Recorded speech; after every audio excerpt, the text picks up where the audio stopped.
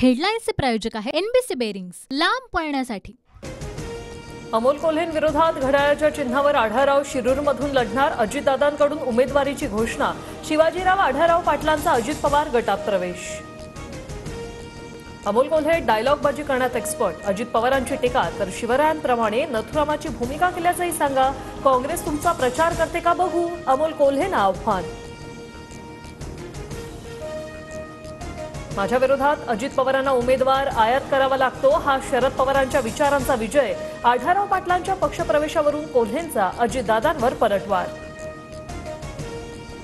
आढळरावांनी गैरविश्वास दाखवल्यास माझं नाव दिलीप मोहिते पाटील।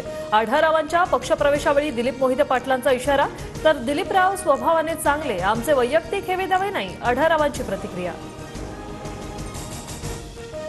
अजित पवारांच्या राष्ट्रवादीचा पहिला उमेदवार जाहीर, रायगडमधून सुनील तटकरे लढणार, तर आम्हाला समाधानकारक जागा मिळणार असल्याचा अजित पवारांचा दावा। बारामतीच्या जागेबाबत काही काळ सस्पेन्स ठेवतो, मात्र तुमच्या मनातीलच नाव समोर येईल, सुनेत्रा पवारांच्या उमेदवारीबाबत अजित पवारांचं विधान। सुनेत्रा पवारांनी शरद पवार गटाला डिवचलं, श्रीकृष्णाच्या विरोधात सारी भावकी होती, पण जिंकला तो श्रीकृष्णच। सुनेत्रा पवारांची फेसबुक पोस्ट चर्चेत। अजितदादांनी लोकांना दुखावले, सुळेंनी काहीही काम केलं नाही, अँटी पवार मतदान निर्णायक ठरणार, शिवतारेंची पवार विरोधी भूमिका कायम।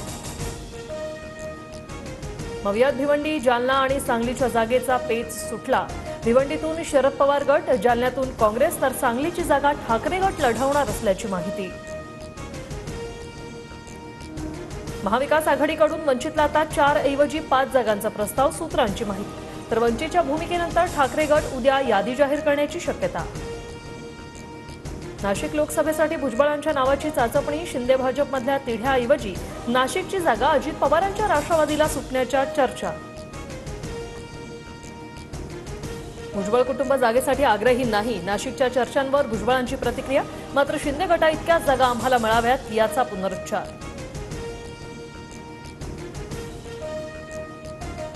संजय राऊतांविरोधात भाजपची निवडणूक आयोगात तक्रार, मोदींचा औरंगजेब उल्लेख केल्याचा आरोप, राऊतांनी निवडणुकीच्या आचारसंहिता भंग केल्याने तक्रार दाखल। गुजरात विरुद्धच्या सामन्यात चेन्नईला तिसरा धक्का, चेन्नईचे टॉप 3 फलंदाज परतले, 46 धावा करून कर्णधार ऋतुराज गायकवाड बाद, चेन्नईची धावसंख्या 165 वर। हेडलाईन्सचे प्रायोजक आहे एनबीसी बेरिंग्स, लांब पळण्यासाठी।